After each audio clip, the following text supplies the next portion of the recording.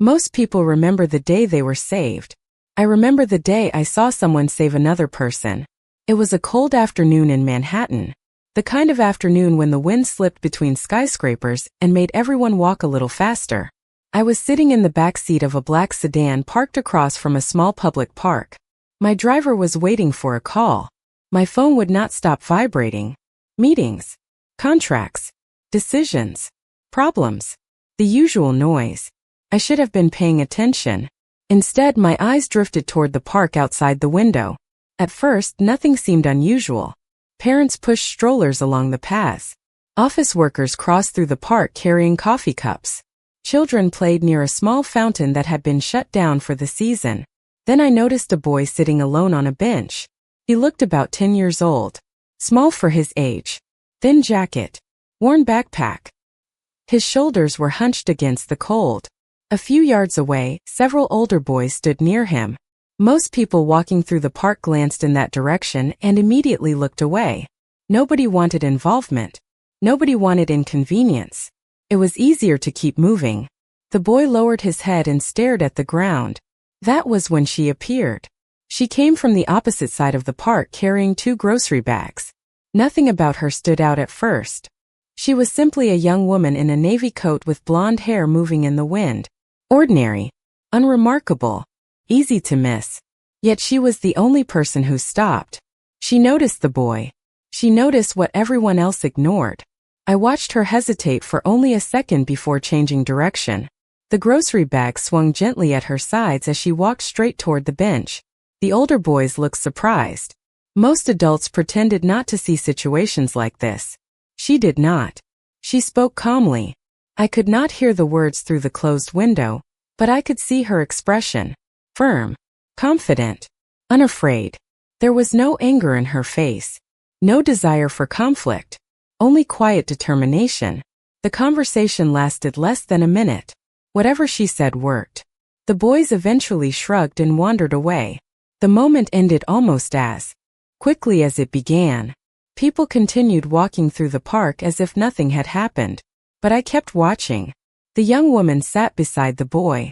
She handed him something from one of her grocery bags. A bottle of water.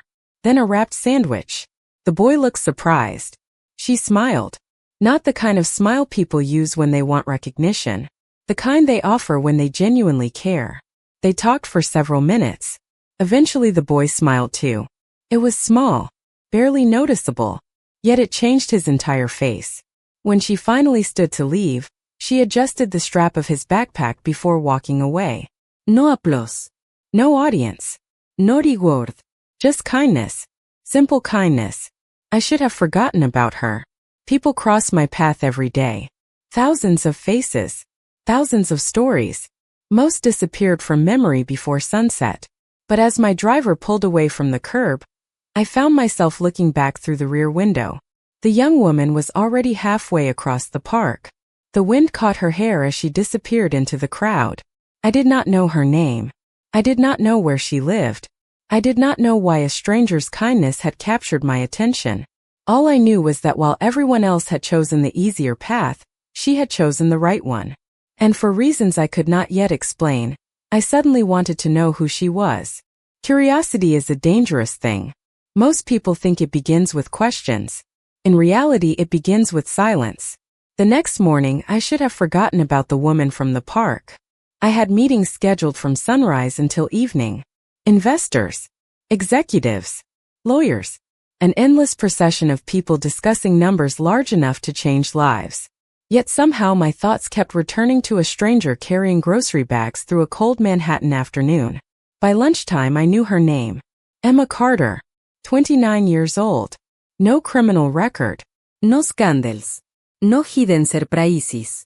Just an ordinary woman living in Queens and working 2 jobs. The information should have ended my curiosity. Instead, it deepened it. 3 days later I saw her again. Not because fate arranged it, but as I arranged it. One of my drivers parked near a small neighborhood grocery store in Brooklyn after I finished a meeting nearby. Through the window I watched Emma step outside carrying several bags. She looked tired. The kind of tired that sleep does not fix. Yet when an elderly man struggled to open the store door, She immediately set her bags down and helped him. No hesitación. No audience. No reward. Just instinct. The old man smiled. Emma smiled back. Then she continued walking. I expected that to be the end of it. It was not. Over the following week I learned more. Every morning, Emma worked at a community center helping with administrative tasks. In the evenings she worked part-time at a bookstore. Between those jobs, she somehow found time to care for her younger brother, Ethan, 20 years old, quiet, intelligent, recovering from a serious medical condition that required ongoing treatment and regular appointments. Suddenly everything made more sense. The long hours, the exhaustion, the determination. Emma was not simply supporting herself. She was carrying an entire family. One rainy evening, I saw her leaving the bookstore. The sidewalks glistened beneath the city lights. People hurried past holding umbrellas against the weather. Emma stepped outside wearing the same navy coat I had seen in the park. She checked her phone and frowned. A few seconds later, she turned around and walked back inside. Curious, I remained where I was. 10 minutes later she emerged again. This time she carried an extra paper bag. Across the street, a homeless veteran often sat beneath an awning during storms. Emma crossed directly toward him. She handed him the bag and spoke briefly before continuing on her way. The veteran opened it. Sandwiches, fruit, bottled water. Enough food for several meals. I leaned back against the leather seat and stared through the rain-covered window. Wealth had introduced me to many people over the years. Powerful people, influential people, ambitious people. Yet genuine kindness remained surprisingly rare. Emma possessed it without effort, without calculation, without expecting anything in return. A few days later, one of my associates handed me a folder containing additional information. She is falling behind on bills, he said. Medical expenses for her brother. Increased rent. Nothing unusual. Just difficult circumstances. I opened the folder. Numbers filled the pages. Late notices. Payment schedules. Balances. The reality behind Emma's smile. For several moments I said nothing. Then I closed the folder and looked out the window of my office. Manhattan stretched endlessly beneath a gray winter sky. Somewhere inside that city, Emma Carter was probably helping someone else while her own problems continued piling up. Most people become harder when life treats them unfairly. Somehow she had become kinder. And for the first time I found myself wanting to understand why. The strongest people are often the ones carrying burdens nobody can see. Winter settled deeper over New York during the following weeks. The city moved faster as the holidays approached. Store windows glowed with decorations. Crowds filled the sidewalks. Music drifted from cafes and restaurants. Yet for Emma Carter, life seemed to grow heavier with each passing day. I learned that on a Tuesday evening. Snow was falling lightly when one of my associates informed me that Ethan's latest treatment expenses had increased. Not dramatically, just enough to matter. For most families it would have been frustrating. For Emma, it was another weight added to shoulders already carrying too much. Later that night, I watched her leave the bookstore after closing. The streetlights reflected across fresh snow. She looked exhausted. Her steps were slower than usual. Her face carried the kind of fatigue that comes from months of responsibility without relief. Yet even then, she stopped when she noticed a young woman struggling to lift a stroller over a snow-covered curb. Emma immediately crossed the sidewalk and helped. Then she continued walking into the cold night. I could not understand it. Most people protected their energy when life became difficult. Emma kept giving hers away. A few days later I discovered something else. Every Saturday morning, before either of her jobs began, she volunteered at a neighborhood youth center. No payment. No recognición. She simply showed up. That Saturday I watched from across the street as children filled a small recreation room decorated with paper snowflakes and handmade holiday decorations. Emma sat at a table helping them with art projects. The children laughed constantly. So did she. Looking through the window, nobody would have guessed she spent her nights worrying about rent, medical bills, and overdue notices. Nobody would have guessed she often skipped meals so Ethan would never have to. The more I learned, the more impossible it became to ignore her. One evening after another long day, Emma stopped at a pharmacy. Through the glass storefront, I watched her studying prices. She compared products carefully before putting several items back on the shelf. Then she purchased only what she absolutely needed. The total mattered. Every dollar mattered. When she finally left, she stood outside for several seconds looking at a receipt in her hands. Her expression never broke. She never complained. Yet something about that moment stayed with me. Perhaps because I had spent most of my life surrounded by people who demanded more despite already having everything. Emma was the opposite. She accepted less while continuing to give more. A week before Christmas, another piece of information reached my desk. Her landlord planned to increase rent when her lease renewed. Not because she was a bad tenant. Simply because the market allowed it. Numbers. Policies. Business decisions. Perfectly legal. Perfectly ordinary.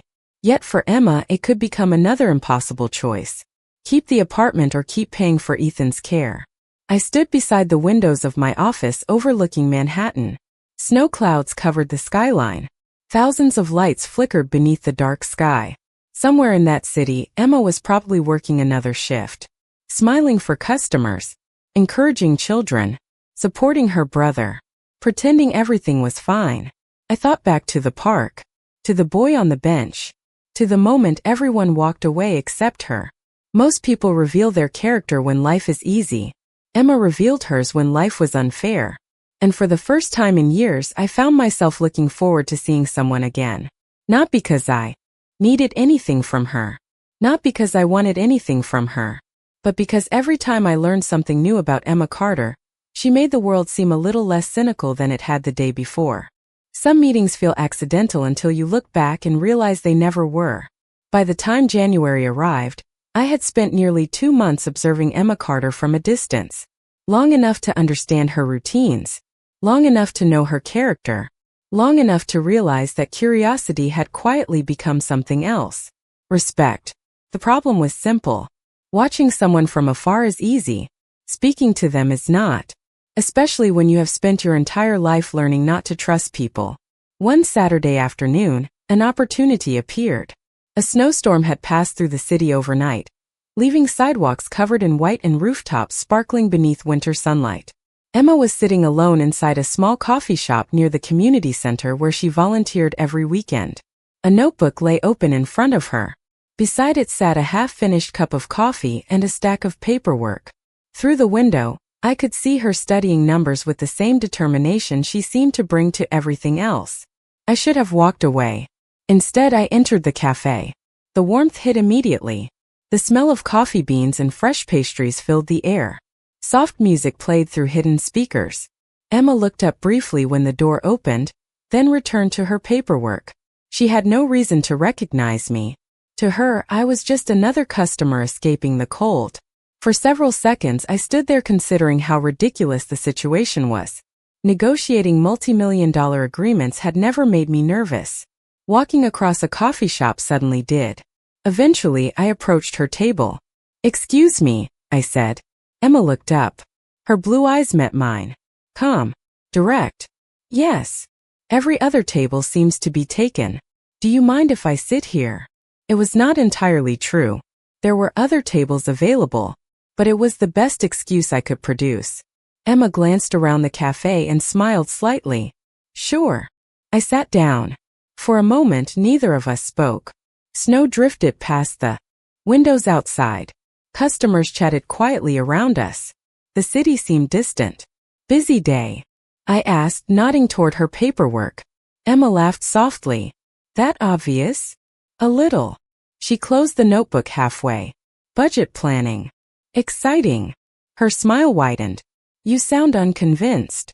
"I am trying to be supportive." That earned a genuine laugh. The sound surprised me. Not because it was unusual, because I realized I wanted to hear it again. The conversation unfolded naturally after that. Easier than I expected. We talked about the weather, the city, books, favorite neighborhoods, small things, ordinary things. Emma had a way of making simple conversations feel meaningful. She listened carefully. She asked thoughtful questions. She never spoke merely to fill silence. At one point she asked what I did for work. Years of habit immediately urged caution. Business, I answered. Technically true. Emma nodded without pressing further. Most people would have asked follow-up questions. She simply accepted the answer and moved on. Somehow that made me trust her more. Nearly an hour passed before either of us noticed. Eventually Emma checked the time and gathered her papers. I should go. I stood as well. Volunteer work? Her expression showed mild surprise. How did you know? I smiled. Lucky guess. Emma laughed again and slipped her notebook into her bag. Well, it was nice meeting you. Likewise. She headed toward the door. Just before leaving, she turned back. I never got your name. For the first time all afternoon I hesitated. Then I answered honestly. Vincent. Emma smiled. See you around, Vincent. The bell above the cafe door chimed as she disappeared into the snowy afternoon. I remained standing beside the table long after she was gone. Because for the first time since that day in the park, Emma Carter was no longer a stranger. Life rarely falls apart all at once. More often, it breaks in small pieces until one day you realize there is almost nothing left holding it together. February arrived with freezing temperatures and gray skies. Snow lingered in dirty piles along city streets. The excitement of the holidays had disappeared, replaced by the ordinary struggle of another New York winter. During that time, Emma and I saw each other more often. Sometimes at the same coffee shop. Sometimes during brief walks through the neighborhood. The conversations remained simple, comfortable, natural. She still knew almost nothing about me. Yet somehow I found myself looking forward to every meeting. Then everything changed. It began with a phone call. I did not hear the conversation myself. One of my associates did. Ethan's insurance provider had declined coverage for part of an upcoming treatment plan. The decision was temporary and subject to appeal. That did not matter. Temporary problems still create real bills. Real stress. Real fear. A few days later, another setback arrived. The bookstore where Emma worked part-time announced staff reductions. Business had slowed after the holiday season. Hours were being cut across the board. Emma kept her position, but nearly half her weekly income disappeared overnight.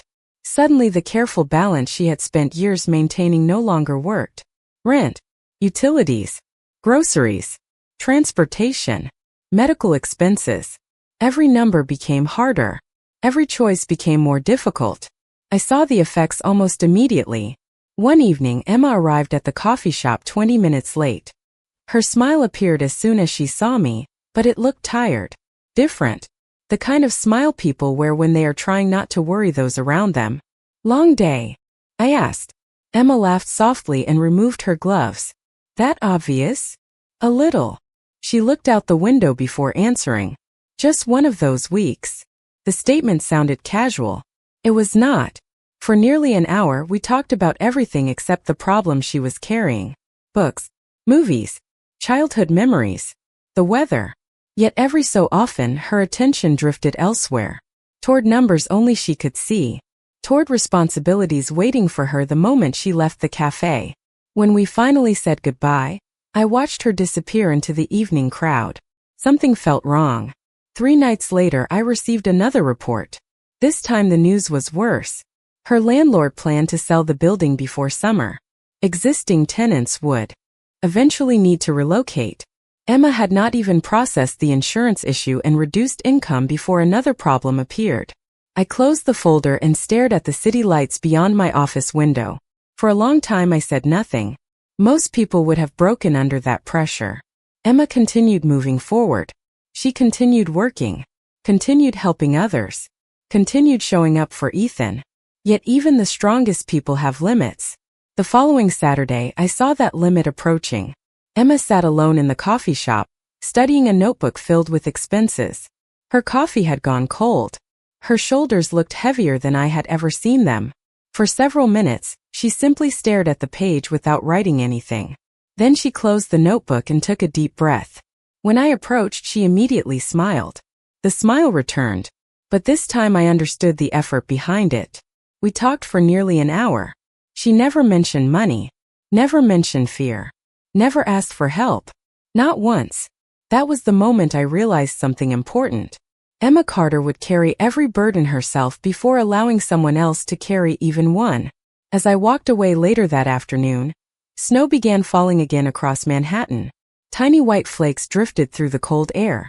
Somewhere behind me, Emma was still trying to solve impossible equations with limited resources.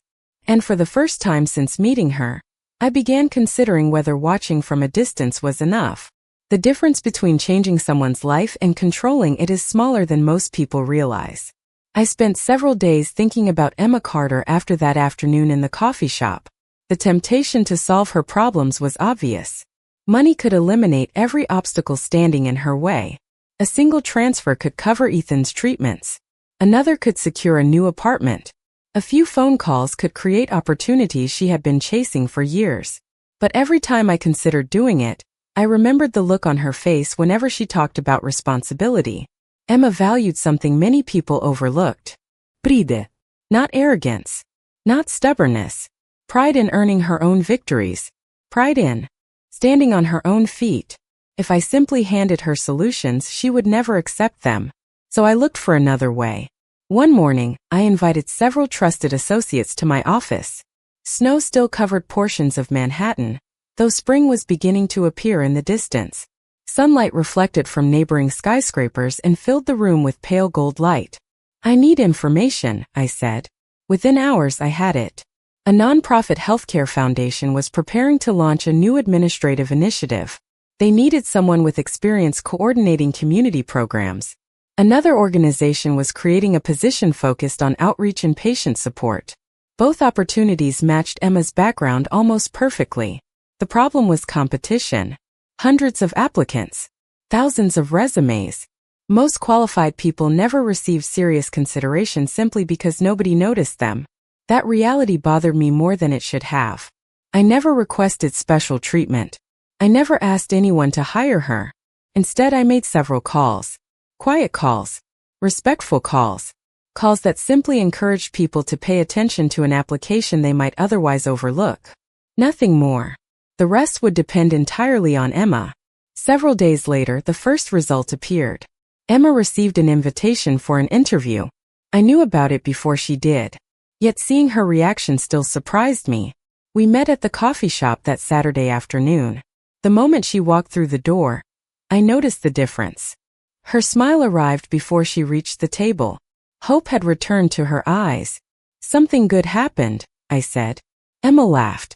Is it that obvious? A little. She sat down and removed her gloves. I got an interview. The excitement in her voice was impossible to miss. Congratulations. She shook her head slightly as if she still could not believe it. I almost deleted the email because I thought it was a mistake. I smiled. Apparently it was not. For the next 20 minutes she talked about the opportunity, the preparation, the possibilities, the chance to finally move forward instead of constantly struggling to stay afloat. Listening to her felt unexpectedly rewarding.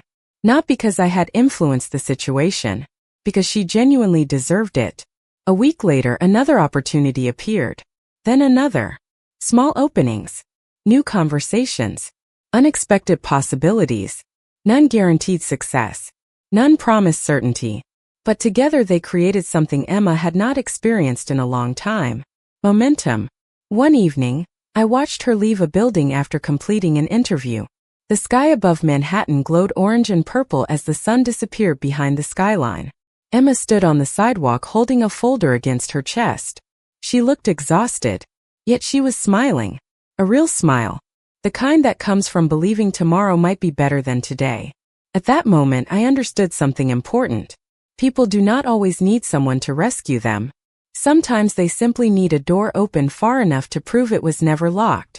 And as Emma disappeared into the evening crowd, I found myself hoping the opportunities ahead would finally be enough to reward the kindness she had been giving away to everyone else for so many years. Sometimes the truth leaves footprints long before it reveals itself. March arrived with warmer afternoons and longer days. Snow disappeared from sidewalks. Small signs of spring began appearing across the city. Trees that had stood bare all winter started showing hints of green. For most people, the season felt like a fresh beginning. For Emma, it felt almost unreal. Within a few short weeks, several things had changed. The healthcare foundation offered her a position. The salary was not extraordinary, but it was stable, meaningful, enough to ease some of the pressure she had carried for years. At nearly the same time, Ethan received access to additional support programs that reduced several ongoing expenses. For the first time in a very long while, Emma could breathe, at least a little. Yet relief brought something unexpected. Questions. We were sitting in our usual coffee shop one Saturday afternoon when I noticed it. Emma stirred her coffee absent-mindedly while staring out the window. Her expression was thoughtful, distracted, different. Something on your mind? I asked. She smiled automatically. Then the smile faded. Can I ask you something? Of course. Emma hesitated. Have you ever felt like too many good things happened at the same time? The question caught me off guard. I kept my expression neutral. What do you mean? She laughed softly. I know it sounds ridiculous. Most people would not complain about good luck. But, she looked down at her cup. But lately it feels strange. The conversation continued carefully after that. Emma explained how several opportunities had appeared almost simultaneously. The job, the support programs, other small breaks. None impossible on their own. Yet together they felt unusually convenient. Coincidences have a way of attracting suspicion when life has trained you to expect disappointment. I listened quietly. The more she spoke, the more I realized she was beginning to notice patterns. Not enough to understand them. Not yet. But enough to start asking questions. Over the following weeks, those questions multiplied. One afternoon she called me unexpectedly. Her voice sounded puzzled. You are not going to believe this. Try me. I met someone from the foundation today. My stomach tightened slightly. And apparently my application was personally recommended for additional review. I remained silent. Emma continued. Nobody knows who suggested it. She laughed nervously. Maybe I finally used up all my bad luck. After the call ended, I stood in my office staring across Manhattan. The skyline shimmered beneath clear spring sunlight. For the first time, uncertainty crept into my thoughts. Not because I regretted helping, because I knew Emma. She would never stop searching until she understood the truth. Several days later, another clue surfaced. One of the board members connected to the healthcare initiative recognized my name during a conversation with Emma. The connection was brief, innocent, probably meaningless to anyone else. Not to her. Emma remembered details. She paid attention. That evening we met for coffee again. The atmosphere felt different from the moment she arrived. Not hostile. Not angry. Curious. Her blue eyes studied me more carefully than usual. Looking for something. Searching for pieces that had not fit together before. We talked normally for nearly an hour. Books, work, Ethan's progress, spring weather. Yet beneath every conversation ran another silent one. Questions neither of us mentioned. Questions waiting patiently for answers. As we stood to leave, Emma stopped beside the door. The late afternoon sunlight streamed through the cafe windows behind her. Vincent? She asked. Yes. She hesitated. Only for a second. How much do you really know about me? For the first time since meeting her, I did not immediately know how to answer. Because standing there beneath the golden light of early spring, I realized the distance between truth and discovery had suddenly become very small. The truth rarely arrives all at once. It arrives in pieces until there is nowhere left to hide. After Emma asked that question outside the coffee shop, neither of us moved for several seconds. The sounds of the city continued around us. Cars passed. People walked by. Somewhere down the block, a siren echoed briefly before fading into the distance. Yet all I could focus on was the look in her eyes. Not anger. Not fear. Simply a quiet determination to understand. More than I should, I finally admitted. Emma studied my face carefully. That is not really an answer. She was right. It was not. We agreed to meet the following evening. A small park overlooked the East River, far from the noise of Midtown. Spring had fully arrived. Trees carried fresh green leaves. The air felt warmer than it had in months. When I arrived, Emma was already there, sitting on a bench facing the water. The setting sun painted the skyline gold. For a moment she looked peaceful. Then she saw me approaching. The questions returned immediately. I sat beside her. Neither of us spoke first. Finally, Emma broke the silence. Was it you? I knew exactly what she meant. The job, the opportunities, the support programs, the strange sequence of fortunate events. I looked toward the river before answering. Some of them. Emma inhaled slowly. Her gaze dropped to her hands. I knew it. There was no triumph in her voice. Only emotion. Complicated emotion. Why, she asked quietly. The question sounded simple. It was not. I had spent weeks considering that answer myself. Because I noticed you. Emma looked up. Confusion crossed her face. So I told her everything. Not every detail. Not every conversation. But enough. I told her about the afternoon in the park. About the boy on the bench. About the fact that she was the only person who stopped. The only person who chose kindness when walking away would have been easier. As I spoke, Emma listened without interrupting. The evening sunlight gradually faded around us. You watched all that? She asked. Yes. And that was enough? I smiled faintly. It was the beginning. For several moments she said nothing. Then she shook her head. Vincent, people help other people every day. Not enough of them. Her eyes softened. Yet uncertainty remained. You should have told me. Probably. I do not like feeling manipulated. The word stung because I understood it. You were never manipulated. Emma looked unconvinced. I continued carefully. I never asked anyone to give you something you did not earn. I only made sure people actually saw you. The wind moved gently through the trees. Across the river, city lights slowly began appearing one by one. Emma stared at the skyline for a long time. Do you know what bothers me most? She finally asked. What? Part of me is grateful. Her voice cracked slightly. And part of me is angry that I am grateful. I nodded. That sounds honest. A small laugh escaped her despite herself. The tension eased. Not completely, but enough. We sat together in silence as darkness settled over the water. Then Emma turned toward me again. There is one more thing. What is it? You still have not told me who you really are. The question hung between us. The final piece. The last door still closed. Looking at her beneath the glow of the city lights, I realized there was no avoiding it anymore. Because the truth she had discovered was only the beginning. And what came next would change everything between us. Some endings do not feel like endings at all. They feel like the moment a story finally becomes what it was meant to be. After that evening by the river, there were no more secrets between us. I told Emma the truth about my life. Not every detail. Not every chapter. But enough for her to understand the world I came from and the responsibilities that followed me wherever I went. I expected distance. I expected hesitation. Instead, she did what she had done from the very beginning. She listened before judging. The weeks that followed were not perfect. Trust never rebuilds overnight. Yet something changed between us. Honesty replaced uncertainty. Conversations became deeper. Silences became easier. Spring turned into summer. The city grew brighter. Parks filled with families. Sidewalk cafes overflowed with laughter and conversation. Ethan's health continued improving. Emma settled into her new position and quickly became one of the most respected people in her department. Watching her succeed felt strangely satisfying. Not because I had helped open a door. Because she walked through it entirely on her own.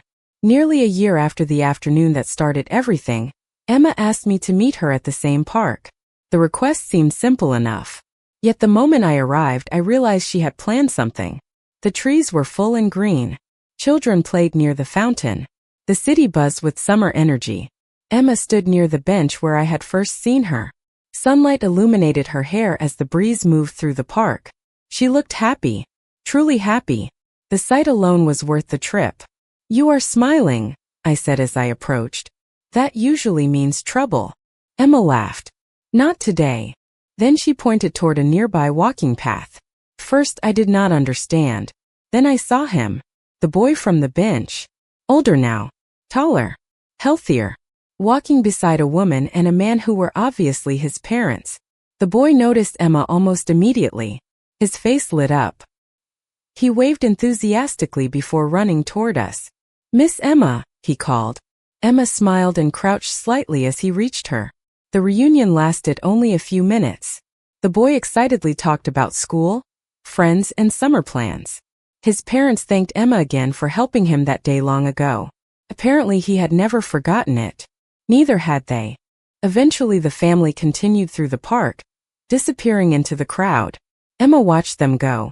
Then she sat on the bench. I joined her. For a while neither of us spoke. The sounds of the park filled the silence. Children laughing, birds singing, water moving through the fountain. Ordinary sounds. Beautiful sounds. Finally Emma looked at me. "Do you ever think about how strange life is?" she asked. "Every day." She smiled. "One small decision. That is all it took." I knew exactly what she meant. One choice to stop walking. One choice to help a child. One choice that connected lives which otherwise would have remained strangers forever. The afternoon sunlight painted everything gold as people moved through the park around us. Looking at Emma, I realized something I should have understood from the beginning. The most powerful people are not always the ones with influence, money, or status. Sometimes they are simply the ones who choose kindness when nobody is watching. Emma rested her hand lightly over mine. The gesture was simple, honest, real. And as the city carried on around us, I understood that the moment I thought I was witnessing someone change a child's life, I had actually been witnessing the beginning of my own.